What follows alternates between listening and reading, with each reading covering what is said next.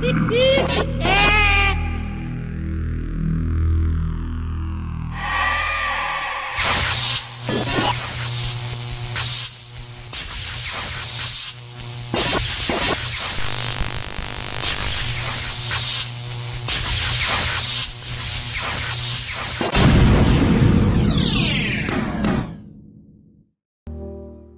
días, buenas tardes y muy buenas noches, amigos. Bienvenidos a un nuevo documental.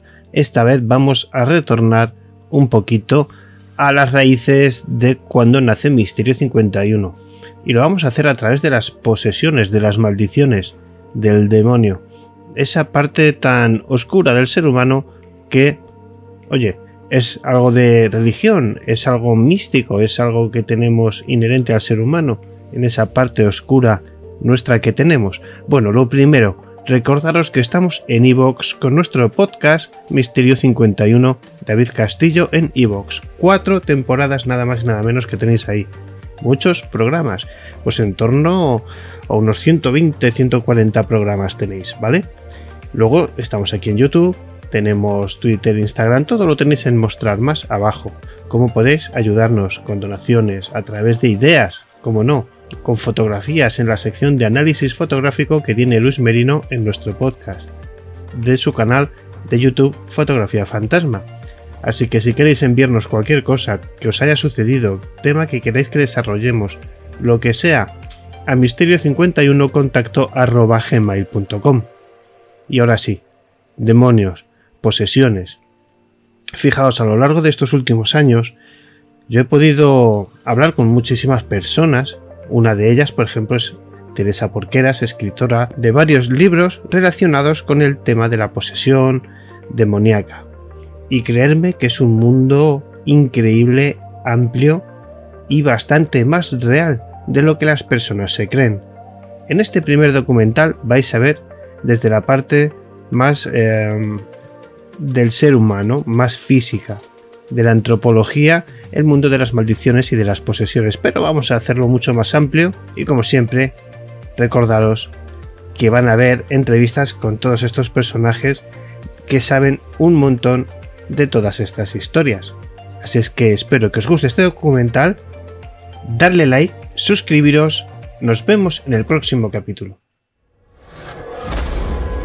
Demonios, espíritus malignos llegados del infierno. Los demonios querían encontrar una forma de entrar en tu cuerpo. Su misión, poseerte y condenarte eternamente. El monstruo más peligroso es el monstruo que no ves. Pueden adoptar cualquier forma. Pueden estar hechos de aire y ser inhalados, ingeridos con la comida. Y atacar en cualquier momento. La gente necesitaba una forma de protegerse. Hoy, expertos científicos y arqueólogos investigan la verdad tras los terroríficos relatos sobre estos seres demoníacos. Pensemos lo desesperada que tenía que estar una persona para dejarse abrir el cerebro, así. Y las brujas y hadas que eran sus aliadas.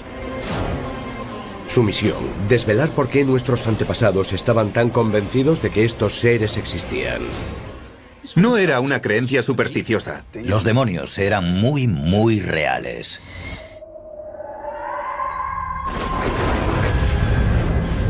Criaturas mitológicas, la maldición de los demonios.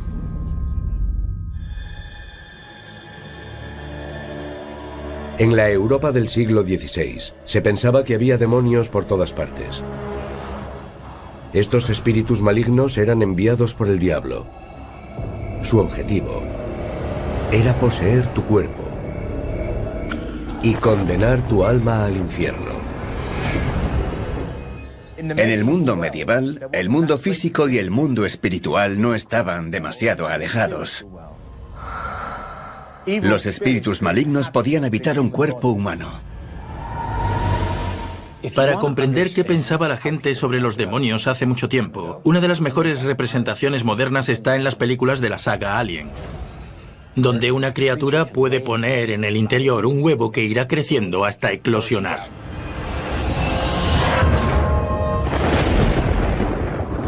¿Pero qué creían nuestros antepasados? ¿Qué eran realmente estas criaturas demoníacas?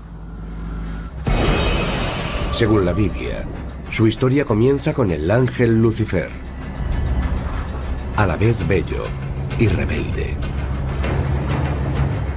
Reúne un ejército de ángeles y comienza una guerra contra Dios. Pero las legiones de Lucifer son derrotadas y desterradas a las profundidades del infierno. Lucifer se convierte en el diablo y su ejército de ángeles caídos en demonios, malditos por toda la eternidad. Su único objetivo es corromper a los humanos que Dios ama y hacer que se unan a sus filas. En Inglaterra, la profesora Marion Gibson investiga qué forma se creía que adoptaban estos espíritus malignos cuando abandonaban el infierno para venir a la tierra. La gente a menudo piensa en los demonios como una especie de duendecillos, pero en realidad eran bastante aterradores. Para entrar en ti, los demonios cambiaban de forma, de un espíritu a los objetos cotidianos más inofensivos.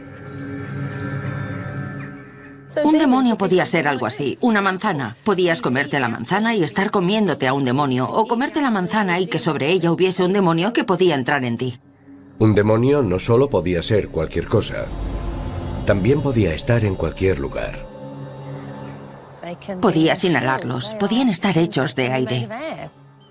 La niebla que atravesabas podía ser un demonio. Un incidente ocurrido hace 500 años revela cómo pensaba la gente que los demonios podían poseer tu cuerpo y tu alma. Una joven de Chester llamada Ann Milner cruzaba unos prados cerca de su casa, quizá una mañana brumosa como esta. El 18 de octubre de 1563, mientras Ann Milner cuidaba las vacas de su familia, un demonio acechaba en el campo. Sin percatarse de la presencia maligna, Ann aspiró al demonio. Cuando volvió a casa, sintió que la oscuridad se apoderaba de ella y cayó en un profundo trance. Empezó a sufrir violentas convulsiones y a lanzar a hombres adultos al otro lado de la habitación. Ann Milner había sido poseída. En una época en la que no se comprendían ni la ciencia ni el cuerpo humano, ciertos síntomas como ataques o convulsiones tenían que ser aterradores, como ver El Exorcista o Poltergeist. Se creía que esas personas estaban poseídas y destinadas a la condenación eterna. En el siglo XVI, los ángeles y los demonios eran considerados seres muy reales, y el infierno era un lugar real que debía evitarse a toda costa. Por lo tanto, si un espíritu maligno se apoderaba de alguien, necesitaban expulsarlo físicamente.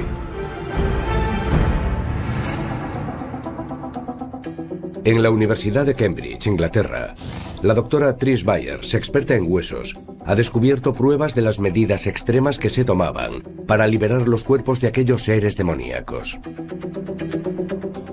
La trepanación es el proceso deliberado de abrir un agujero en la cavidad craneal para exponer el cerebro. Hay evidencias documentales de que la trepanación se usó para liberar demonios. Fue algo bastante común en la Edad Media, sobre todo en Gran Bretaña. Trish está usando un microscopio de gran potencia para examinar un cráneo de hace 2000 años, que perteneció a alguien sometido a este terrible procedimiento en la Edad de Bronce. Podemos ver diversas marcas de corte. Parece que probablemente sujetaron la cabeza de esta persona y fueron trabajando el hueso con herramientas de diversos tipos. Es difícil imaginar que alguien pudiera sobrevivir a un proceso tan invasivo hace cientos de años, pero sorprendentemente, Trish tiene pruebas de una persona que sí lo consiguió. Este individuo probablemente sobrevivió al proceso de trepanación, porque podemos ver indicios de curación en torno al agujero. El hueso puede regenerarse y parece que siguió creciendo, así que esta persona probablemente sobrevivió varios años a su trepanación. A lo largo de los siglos, la trepanación no solo fue usada para expulsar demonios, sino también para tratar dolencias médicas del mundo real. ¿Podría eso explicar por qué se creía que este terrible procedimiento curaba los síntomas antaño asociados con la posesión demoníaca? Después de la Edad Media, la trepanación se convirtió en un procedimiento más de la práctica médica habitual. La usaban para tratar la locura, la epilepsia, las convulsiones, a las personas consideradas mentalmente inestables, y hoy todavía se usa para tratar traumatismos craneales. Perforar un cráneo para liberar demonios no era una tarea sencilla. Antes de la aparición de las herramientas eléctricas, ¿en qué consistía este proceso? La doctora Joy Reidenberg, experta en anatomía comparada, lo investiga. Vamos a ver cómo se practicaba una trepanación. Aquí tenemos un cráneo de cerdo y vamos a usar esta herramienta, un trépano. Lo situaremos aquí y perforaremos hasta abrir un agujero. Pero no olvidemos que si se tratara de un ser humano, tendríamos que retirar la piel, la grasa, el músculo. Cualquier cosa que se interpusiese sería separada. Es un procedimiento muy invasivo hasta llegar a donde está el cerebro.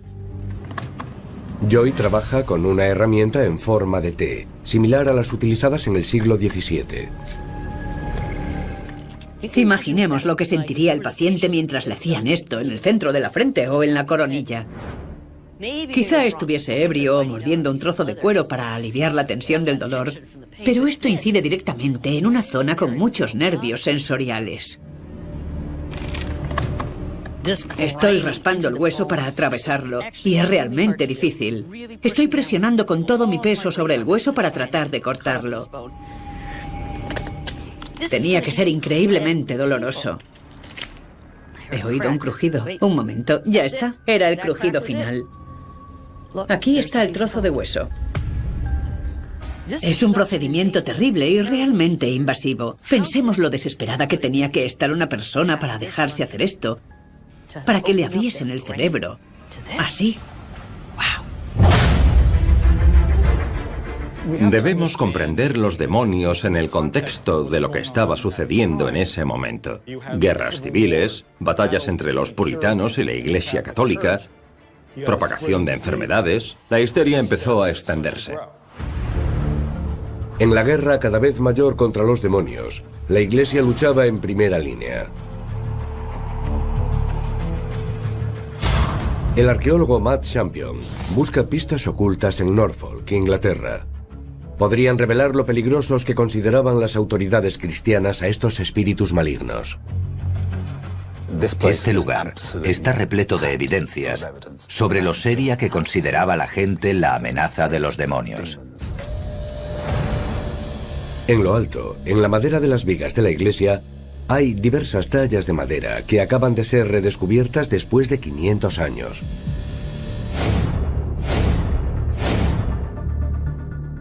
Lo que tenemos aquí es una talla del apóstol San Juan, y justo sobre él hay una talla asombrosa de un demonio, y este está sentado detrás de él sujetándolo con sus garras, sosteniéndolo firmemente contra la estructura del techo.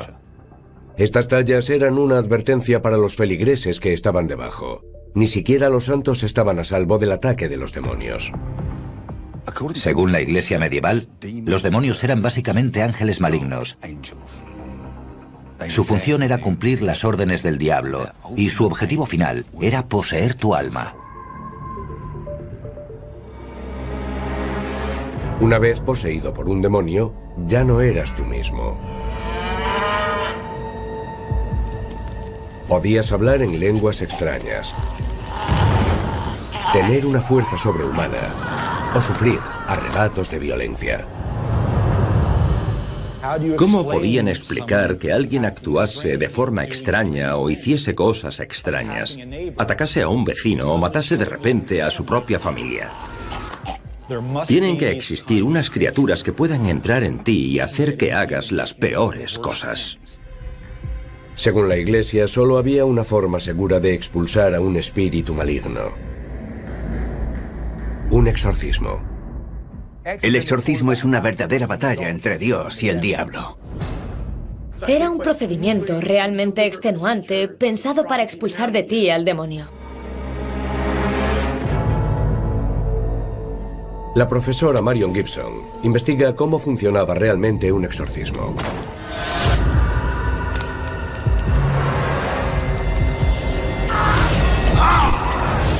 El exorcismo lo realizaba un sacerdote, pero también incluía al resto de la comunidad. Así que la estancia solía estar repleta de gente del pueblo, ansiosa por ver expulsar al demonio.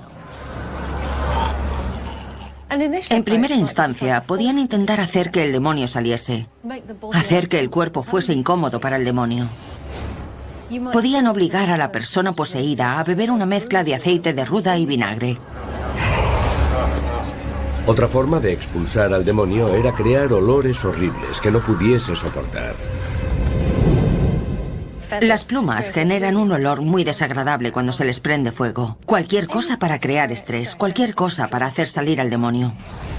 Si los métodos físicos no expulsaban al demonio, quizá lo lograsen los poderes espirituales. Si se trataba de un exorcismo católico, podían usar agua bendita para rociar a la víctima. Y podían empuñar una cruz contra los demonios para expulsarlos.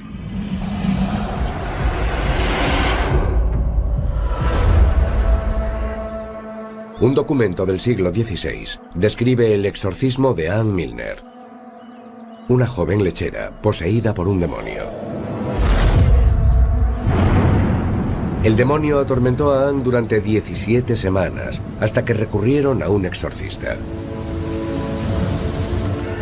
Hizo sujetar el cuerpo de Anne debido a sus convulsiones y recitó ciertos versículos una y otra vez. Pero el demonio era demasiado fuerte. El exorcista pidió vinagre y lo sopló en la nariz de Anne. El líquido nocivo expulsó por fin al demonio del cuerpo de la muchacha. Anne Milner fue curada. Es posible que el exorcismo tuviera un efecto placebo, que alguien creyente antes de ser poseído por un demonio, después del exorcismo se sintiera liberado y él mismo de nuevo. En una época anterior a la ciencia médica, los demonios malignos rellenaban los huecos entre nuestros conocimientos. La historiadora Lara Thorpe cree que otra temida enfermedad también pudo contribuir a alimentar la histeria en torno a los demonios. La peste era una de las enfermedades más temidas en los siglos XVI y XVII. Te afectaba de repente, podías empezar a vomitar, te causaba fiebre. Hay testimonios sobre personas que gritaban de dolor. Era una muerte espantosa, terrible. A finales del siglo XVII, los médicos habían desarrollado una teoría sobre la propagación de la temida enfermedad. La explicación más común para la peste era que la causa era el mal aire que entraba por los poros de la piel. Se parecía mucho a la forma en que se pensaba que podían atacar los demonios y entrar en un cuerpo. La religión y la ciencia no eran cosas separadas, eran inseparables, completamente entrelazadas en la mentalidad de principios de la Edad Moderna. Lo que veías, olías y saboreabas podía afectar a tu salud espiritual a través de una posesión demoníaca, pero también a tu salud física contrayendo una enfermedad como la peste. Esas primeras nociones sobre la infección reforzaron la idea de la contaminación por espíritus malignos. Para defenderse de la peste, intentaban contrarrestar los malos olores que creían que causaban la enfermedad. Tenían estas máscaras y rellenaban su pico con hierbas que olían bien, pétalos de flores secas, hierbas de olor agradable como la menta, y una vez rellenado el pico, te lo ponías sobre la cabeza, así. Y quedabas protegido. Pero si los buenos olores te protegían de la peste, ¿qué pensaba la gente que podía mantenerlos a salvo de los demonios? El arqueólogo Matt Champion busca pruebas ocultas dentro de una iglesia parroquial. Hoy estamos acostumbrados a que las iglesias tengan un aspecto más desnudo, encalado, pero en la Edad Media estos lugares estaban totalmente cubiertos de antiguos grafitis. Matt usa unas luces especiales que inciden en la piedra en un ángulo preciso para encontrar lo que busca.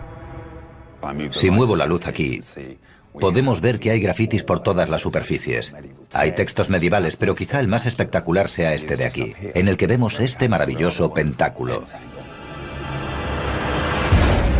Hoy el pentáculo es el signo del ocultismo. ¿Qué hace este en una iglesia cristiana? La respuesta está grabada en la piedra en unas líneas apenas visibles. Voy a usar esto para mostraros en primer lugar un gran ojo saltón en la parte superior.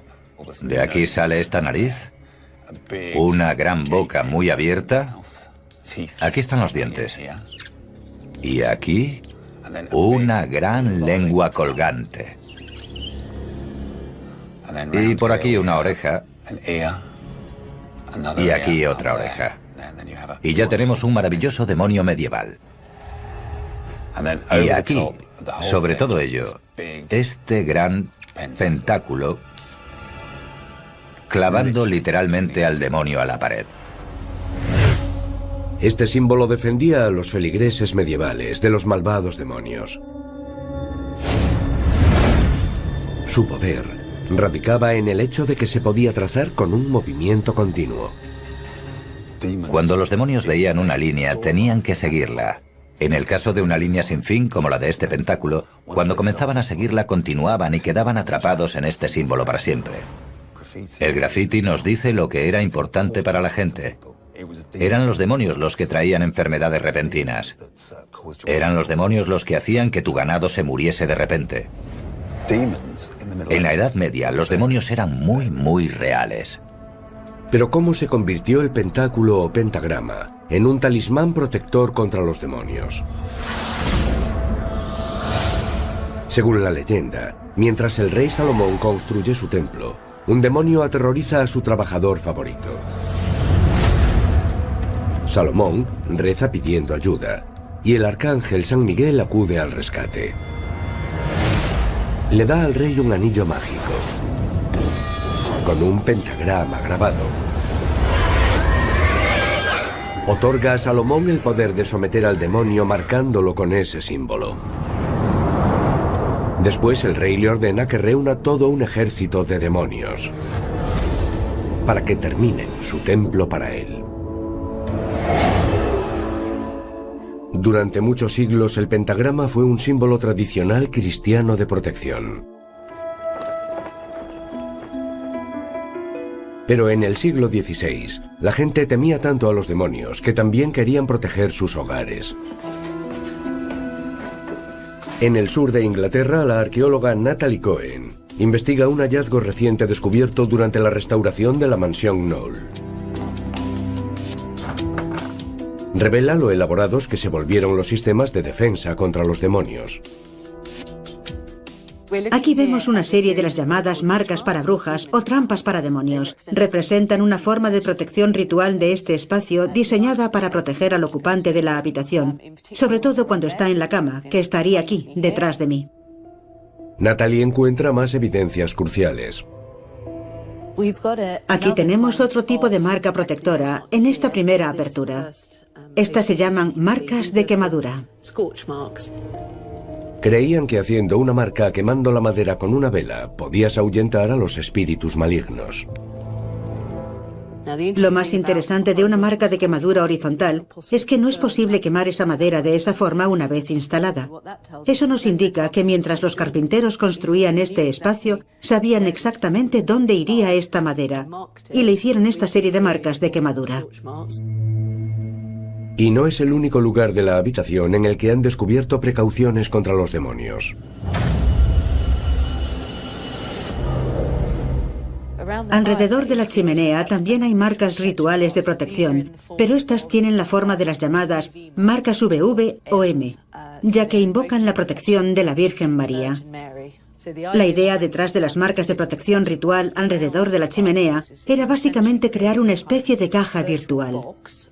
Si algo maligno bajaba por ella, no podía cruzar más allá de las marcas. Pero ¿por qué la gente intentaba proteger concretamente la chimenea? En el siglo XVI, temían que los demonios tratasen de invadir sus hogares. Las ventanas y puertas cerradas no podían contenerlos, ya que podían entrar sin más por la chimenea. Y una vez en el dormitorio, el demonio atacaría. Se sentaría sobre el pecho de su víctima y la asaltaría brutalmente. Aunque su víctima se despertara, estaría paralizada, incapaz de defenderse de las garras demoníacas que la ahogaban. Hoy podríamos explicar algunos de estos ataques de demonios como una especie de parálisis del sueño, ese estado entre la vigilia y el sueño. El 5% de la población la padece de forma habitual. Esas personas a menudo sienten que algo las sujeta físicamente a la cama y no pueden moverse. Pero cuando hicieron las trampas contra demonios en la mansión Knoll, nada de eso se sabía. Creían que la parálisis del sueño era un signo de ataque de demonios. Investigaciones posteriores revelan que hubo una razón muy especial por la cual el propietario de esta mansión, Thomas Sackville, no quiso arriesgarse. Creemos que la razón de semejante concentración de marcas en este espacio es que Thomas Sackville estaba rediseñando su casa en previsión de una visita del rey Jacobo I. Tenía mucho interés en lograr el apoyo del rey, y estos espacios en los que estamos probablemente fuesen para el propio Jacobo, miembros de su familia o huéspedes de alto standing. Era muy importante proteger este espacio. Pero los demonios no solo maldecían tu alma. Podían corromperte de forma astuta e inesperada. En la Europa del siglo XVII, empezaron a preocuparse cada vez más por otro aterrador problema: las brujas. Se pensaba que las brujas eran personas que habían hecho una alianza impía con el diablo y sus siervos infernales. Pero ¿cómo convertían los demonios a una mujer en bruja? Se pensaba que el diablo y sus demonios cazaban de noche, buscando víctimas que atraer a su maligno círculo. Buscaban principalmente a mujeres solteras, seduciéndolas con un pacto demoníaco. A cambio de sexo, las convertían en brujas con poderes sobrenaturales. Pero el demonio se quedaba su alma, y tenían que unirse al ejército de Satanás por toda la eternidad.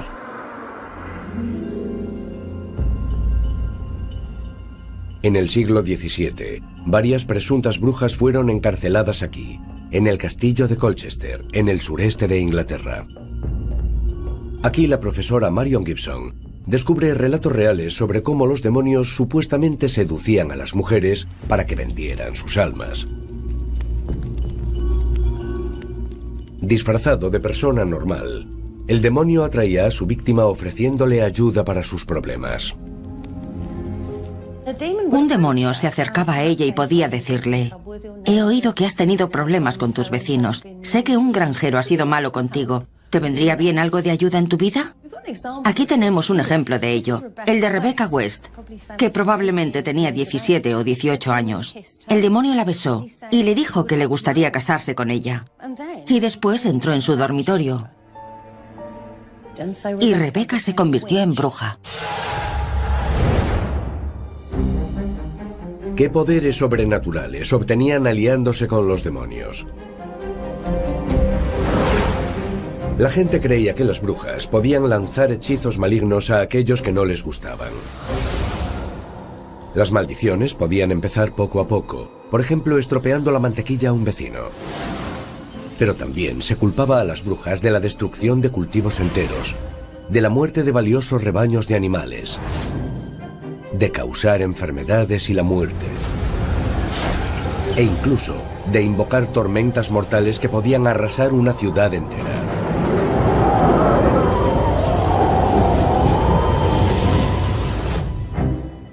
El miedo a las brujas con poderes demoníacos no se limitaba a los más incultos. En la Universidad de Londres, el historiador Nick Barratt ha descubierto pruebas de que la máxima autoridad del país las consideraba un peligro presente y real. Este libro se llama Demonology y fue escrito en 1597 por el rey Jacobo VI de Escocia antes de convertirse en Jacobo I de Inglaterra. El rey creía firmemente que las brujas y los demonios existían. También creía que debían ser destruidos, barridos de la faz de la tierra, y que era importante comunicar ese mensaje a toda la población. El rey Jacobo creía que las brujas lo perseguían. En 1950, mientras el rey y su nueva mujer, Ana de Dinamarca, navegaban hacia Escocia, una terrible tormenta afectó a su barco mientras cruzaba el Mar del Norte. Ya habían culpado a las brujas del desastroso fracaso de un viaje anterior. Parecían haber maldecido su viaje con mala suerte. Cuando la pareja real por fin llegó a puerto, los rumores de brujería se extendieron por todo el país. Una mujer confesó bajo tortura haber causado la tormenta e intentado matar al rey.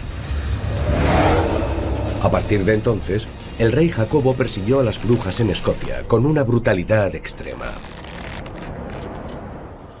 No era la creencia supersticiosa de un campesino, era algo personal. Tenía pruebas, y esta fue su respuesta, Demonology, donde expuso todos los temores que sentía para que otros pudiesen tomar las medidas necesarias para erradicar a las brujas. Surgieron los cazadores de brujas para purgar la tierra de las malvadas criaturas aliadas de los demonios. La gente temía tanto a las brujas que era habitual que denunciasen a sus propios parientes y acusasen a sus propias hermanas, hijas e incluso a sus propias madres.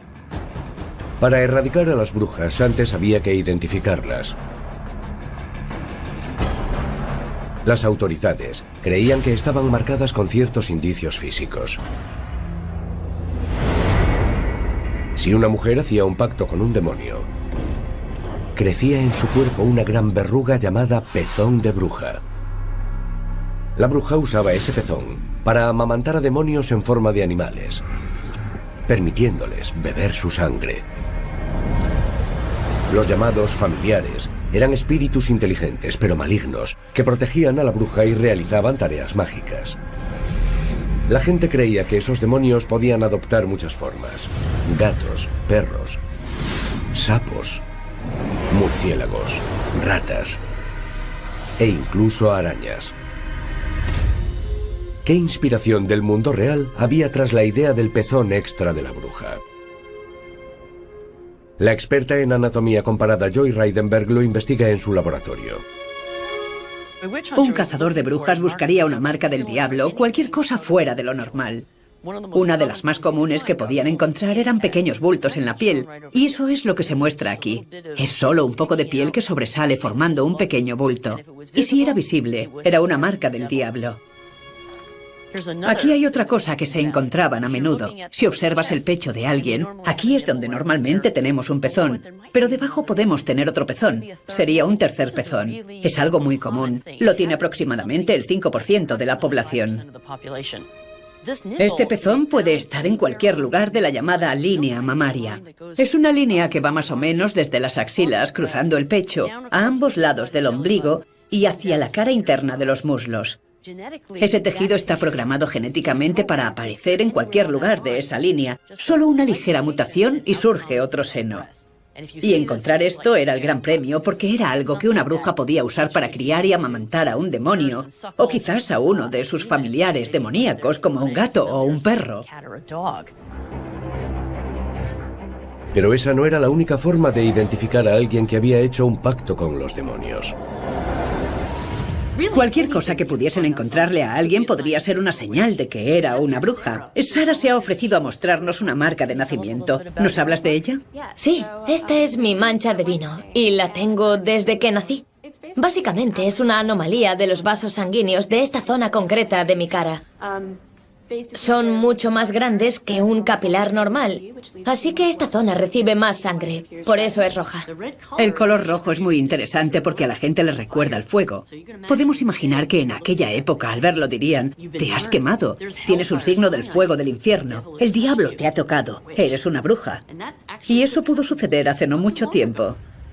Las sospechosas de brujería también eran sometidas a ordalías o juicios de Dios. El más decisivo era ver si flotaban. Las sospechosas de ser aliadas de los demonios eran atadas y sumergidas en agua. La gente creía que las que eran brujas flotaban.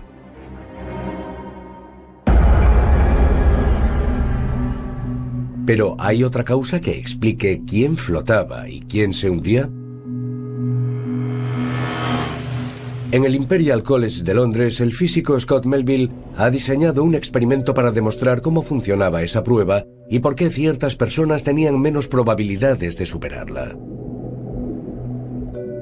La mayoría de la gente ha oído hablar de la prueba de las brujas. La ordalía por agua. Lanzaban al agua a una supuesta bruja y si flotaba era una bruja, pero si se hundía era inocente. Queremos saber si esa prueba tiene alguna base científica. Lo bien que flota alguien depende mucho de su composición. En este tubo tenemos aceite vegetal, aproximadamente igual de denso que la grasa corporal. Y en este tubo tenemos jarabe de maíz, un poco más denso que el músculo, pero aproximadamente igual. El aceite vegetal representa a las mujeres ancianas, que suelen tener más grasa corporal y menos densidad ósea. El jarabe de maíz representa a los hombres, que suelen tener más masa muscular. Lo que vamos a hacer es ver cuál flota y cuál se hunde. La bolsa de grasa flota. La bolsa de músculo se hunde como una piedra. Podemos concluir que, dado que los hombres suelen tener más músculo, las mujeres son más propensas a flotar. Por lo tanto, esta prueba de brujería está amañada y acusa desproporcionadamente más a las mujeres que a los hombres. En la base del miedo a las brujas estaba el miedo a las mujeres. Las brujas eran mujeres resueltas, inteligentes, sabían hacer ciertas cosas. Eran odiadas porque no querían ser obligadas a seguir su papel tradicional y eso era algo que inspiraba un profundo temor a los hombres. Las ordalías proporcionaban pruebas, pero para que una bruja pudiera ser ahorcada, el cazador de brujas tenía que hacer que confesase.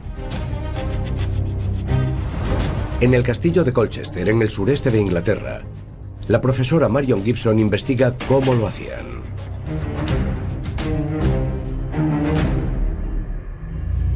En el siglo XVII, las sospechosas de brujería eran interrogadas aquí por el general cazador de brujas, un hombre llamado Matthew Hopkins. Matthew Hopkins era un joven caballero puritano que pensó que podría lograr renombre cazando brujas en su localidad. Las metía en algún tipo de celda como esta y las aislaba de su comunidad, de sus amigos y de sus familiares. Las mantenía despiertas. Tenía trabajando para él a un equipo de aldeanos que se aseguraba de que no dejasen de moverse todo el tiempo que estaban encarceladas. Y les preguntaba repetidamente si eran brujas y les metía ideas en la cabeza. Después de horas de interrogatorio, muchas mujeres ya no podían más. Son las técnicas típicas de la tortura moderna. El resultado eran personas muy dóciles y más que dispuestas a decir que eran brujas. En cuanto eran acusadas, estaban perdidas. Ninguna podía soportar la tortura eternamente y al final empezaban a confesar las cosas más absurdas. Y una vez logrado eso, por supuesto, esperaban que acusases a familiares, a tus mejores amigas, y todo el ciclo empezaba de nuevo. Durante 300 años, una gran oleada de cazas de brujas se extendió por toda Europa. Decenas de miles de mujeres fueron acusadas. Fueron torturadas hasta confesar que eran aliadas de los demonios. Si las consideraban culpables, eran ahorcadas o quemadas en la hoguera.